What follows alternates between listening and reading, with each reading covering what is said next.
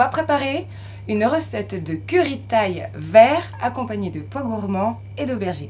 On commence par préparer la pâte de curry maison. Première chose, on va préparer tous nos ingrédients, c'est-à-dire que l'on va éplucher et émincer en petits morceaux la citronnelle, le gingembre, les échalotes et l'ail. Pour la citronnelle, on enlève les feuilles extérieures, la racine et l'extrémité de la tige et on la coupe en petits morceaux. On va réaliser la pâte dans un mixeur, on épluche le gingembre, on épluche les échalotes et on va les couper aussi en petits morceaux. On va faire exactement la même chose avec les gousses d'ail. On coupe les gousses d'ail en deux et on enlève le germe.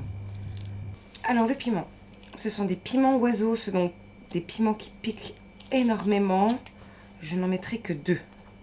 Et pour enlever un peu de piquant, vous pouvez aussi enlever les pépins. Voilà, les condiments sont dans le bol du mixeur. Maintenant, on va passer à la verdure, d'où le nom de pâte de curry verte. Parce qu'on utilise beaucoup d'herbes fraîches, du basilic, de la coriandre fraîche, mais aussi les feuilles de kombava, ou alors le kaffir, qui apporte beaucoup d'arômes à ce curry. On met une dizaine de feuilles de kaffir, on ajoute les feuilles de basilic.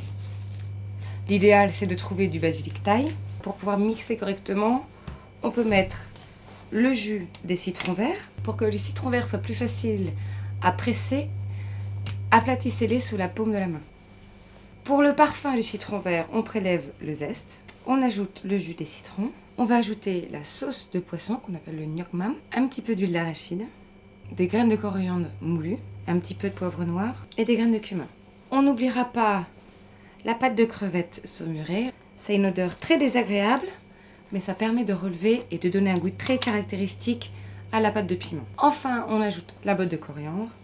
On enlève les tiges, donc on casse légèrement les feuilles. Et il ne reste plus qu'à mixer le tout pour obtenir une pâte épaisse. On passe maintenant à la préparation du plat du curry en lui-même. On va préparer d'abord les légumes, donc une aubergine et des pois gourmands que l'on va couper en petits morceaux. Les pois gourmands, on va les couper en fines lamelles. Enfin, on va couper nos suprêmes de poulet en petits morceaux. On va d'abord enlever la peau, on coupe à la jointure. On enlève s'il reste des petits morceaux de cartilage ou des petits morceaux de gras, on va les enlever aussi. Et on va couper le tout en petits morceaux réguliers. Les ingrédients sont prêts, on va pouvoir passer à la cuisson du curry. Le curry thaï se cuisine avec du lait de coco. Et on va se retrouver avec une préparation très liquide, un peu façon soupe, que vous pourrez ensuite déguster, bien sûr, avec du riz.